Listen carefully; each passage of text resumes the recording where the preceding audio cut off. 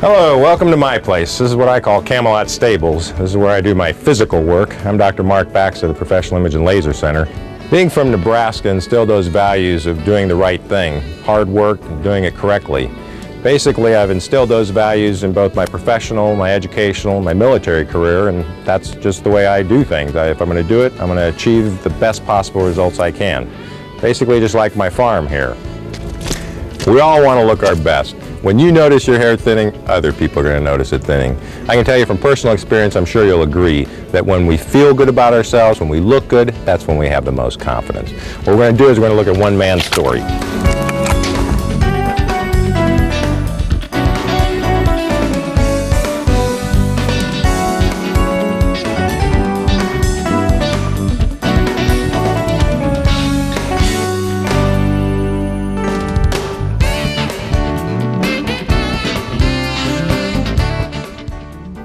I know the days are long gone when my thick curls grab the attention of many a lady friend, but I'll be darned if I'll be content replacing that beautiful mop from years ago with a variety of hats to hide the thinning and ever-receding hairline.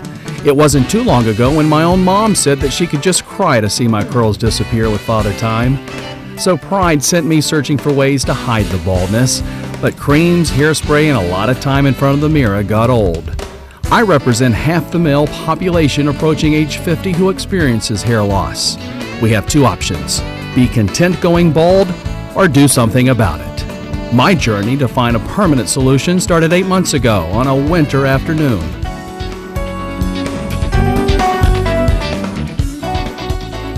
Looking forward to the new me. After filling out a little paperwork, it was time to get started with Dr. Baxa. All right, Bill, good to see you. Nice to see you. All Come right. right on back. I'm excited about this. Okay. All right. Dr. Baxa, this is Joey. Joey, good to see you. Dr. Baxa, it's great seeing you again. You're going to like this day. Okay. We've got a significant degree of hair loss going back to about the mid portion of your scalp. And again, you cosmetically are able to hide that pretty well, and a lot of men do. But what we're going to be able to do today is free you up from all that, because we're going to actually recreate your hairline. In no time, I was shown on paper what my new hairline would look like. Incision will go right in this area here through donor hair. Also during the pre-op consultation, my head was examined through the videographer. Right there is the top of your scalp as it exists today, okay? This is your scalp in the area where you once had hair. But there's hope. The back of my head is where the hair will be coming from for the upcoming procedure. This is what's going to actually be implanted. These hairs that are living back here are soon going to be on the top of the head, growing good hair up here, because You promise. I promise. I'm going to tell you, you're going to be an excellent candidate for this. Because I know you take your shower, you get up, you mousse it, you go through all the escapades of getting it lobbed up into the front, and you have hair that's back here on the top of your head that's a good, well, I got a measurement here of what, 4.5, 5 inches long right there. When we get done, my friend, you're going to cut the hair on the side nice and short. This will be maybe 1.5 inches long. When you go out in the wind, you won't have to worry about this hair blowing one way or the other, because it won't be there. You're not doing the side comb over. You've been doing the back to forward comb over. Now's the time for Dr. Baxa, the artist, to set his stage. His proposed hairline is actually drawn on my scalp. A final chance for me to speak up if I disagree. Basically, what we want to do is about where your central tuft is about where we want to go. So all this area that's open is what we're going to be filling, and what I want to do is I want to match it up to the hairs that you have on the side. We want to give you a nice male hairline, and this is what takes some time in terms of getting it right and getting the balance. And it's a lot easier to do it with this mark pen than it is with a scalpel, so we want to make sure that you're happy with the placement, I'm happy with the placement, before we go on back into where we're going to be going. Well, that's nice, so I get to have a chance to look at it. Oh, totally. Absolutely. We want to achieve something that's going to be a nice result for you through all the years to come. After all, you are the artist. That's right. I truly believe that about 95% of this is art, and about 5% of it's the actual medical science. Now's the time to move ahead. Okay, Brenda, this is Joey. Hello. Well, hi, Brenda. This is our nurse, Brenda. I'm ready for this. She's going to give you some medication, so you can go ahead and give him his pre-op medicine and explain what it is. Drug allergies? Do you have any drug allergies? I don't. Okay. After meeting the 6-member surgical team and getting comfortable, the first stage involved taking the donor hair from the back of my head. Is it ever too late to do this? No, I mean, I've had patients in their 70s, both men and women. This donor-dominant area, though, that we're going to be moving to your frontal area is permanent hair. And then you can start those injections, and then Sandra, if you would just, stabilize his head, he'll be getting pretty drowsy here. So far, so good. Okay, Joey, I'm getting ready to use a different kind of medication. This is one that'll last a little bit longer. Here I am in surgery, and I'm talking to the medical team. Their communication helped ease me. It's just amazing that here I am fully alert and you're doing this. While the procedure continued, I came and went. Gonna turn your head a little bit more here, Joey. Good. So far, so good. Oh yeah, you're doing wonderful. From this point forward, the video may appear a bit graphic, but don't be alarmed. After all, this is a surgical procedure. But since this is an important part of the transplantation process, you may find it educational and fascinating, to say the least. You may feel a little bit of pulling here, Joey, but nothing bad. I really appreciate you giving me a warning as to what's to happen, because it's not as bad as what you perceive it would be. While the donor area is being harvested, other members of the medical team are preparing follicular transplant units for the next stage. Meanwhile, it's time to sew up the back of my head. Everything is good. Head forward, please. The incision is actually right here. You were able to see that it had actually a depth of maybe about 9 to 10 millimeters and a width of about 1 to 1.5 centimeters in width. It's sewn up all the way around. That's why we taped the hair up originally. This way you have a nice closure. There'll be a fine surgical line there. The next step prepares Dr. Baxa for the rest of the procedure. So you are injecting me now? I am injecting you now. I really do not feel much of this. That's good. You're basically going to go to sleep because you have some significant medication to make you drowsy. The second reason is just basically sheer boredom, because for the next 4 or 5 hours we're going to be implanting up here and there's not much for you to do. Are you feeling any of these injections here? You should be pretty much getting numb back there. No, I'm not, Dr. Baxa. I'm really amazed that I do not feel this. Good. Feel that injection? A little bit. Okay, that's it. Now we're going to start making some incisions and off we go from there. Soon my bald area will be implanted with 1,350 FTUs. All right. This is the most critical part here, is the hairline. While Dr. Baxa implants, the medical team continues to prepare the FTUs. Well, basically what we do is we look to see how the hair is growing in the tissue, and then we'll use a razor or a scalpel blade to cut out each section, and then from there the doctor will implant. I am really relaxed and do not feel any of this.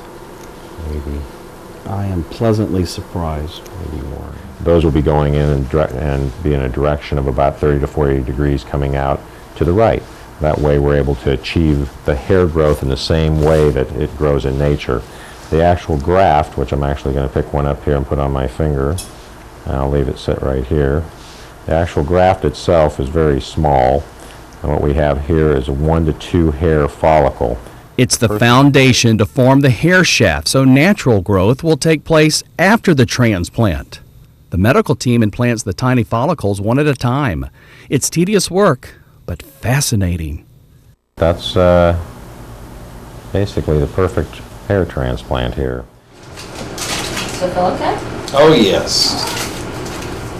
All right, Joey, that's it. We're ready to roll. So let's get up and we're going to take you down and wash you and get you ready to go home. I must say, this is not as bad as I anticipated. That's wonderful, and you were the perfect patient. After a refreshing shampoo, I get tips for post-op. Let me give you some basic instructions. Everything is written down. After here. a week and a half, it's time to get the stitches out. Although I was a bit concerned that the tiny hairs on top of my head would disappear, Dr. Baxa reassures me that the actual hair is growing underneath my skin. Most of it will fall out, and that's okay. And it will come back. You'll see in about 3 or 4 months, you'll see a whole new growth and a lot of hair up there. Brenda, how many stitches do I have back there? About 70 to 72 stitches. And it's a running stitch, it just continuously loops. So it looks nice, the closure will be a pleasing effect. You have healed so well up front, the scabs are gone, and those grafts are in there really well. So there's no danger of the grafts coming out? No, not at this point. So we're on our way. You're on your way. Now the hardest part is waiting for these to come in. Okay. Those words stayed with me for the next several months as I patiently waited for noticeable hair growth. About 4 months later, my follow-up with Dr. Baxa. Underneath this, the hood right here, we have hair where there wasn't any hair, man. Yes. Oh, that's going to look good. For that amount of growth at 4 months, I mean, you don't have even half of it yet. By 6 months, another 2 months, I mean, the next 8 weeks, you're going to see dramatic growth. You're going to have an awesome result. I like the placement of the hairline. I hope you do. I do. You've had this longer hair brought up into here. I mean, you look good. It makes you look nice. You look very appropriate. But as you know, when you're out in the wind, or if you're on a boat, or if you're water skiing, or any of those types of things, you were a prisoner to your hair. I bet you're at many parties where people are in the pool and stuff, and you're like, yeah, it's hot, I'd like to get in the pool. But, you know, if you do, then poof, the hairdo's going to go. One thing I did notice is that I had like acne or little pimples that would come up. Is that common? Yeah, you can get that, and sometimes what you'll have is just a little inclusion cyst, and all you do is put warm compresses on there, and then you can just express that. Do you have a convertible? If you don't, you will get one. Driving your convertible and feeling that wind going through your hair, you're going to love it. 8 months later, I'm proud and ready to show off my new hair to Dr. Baxa.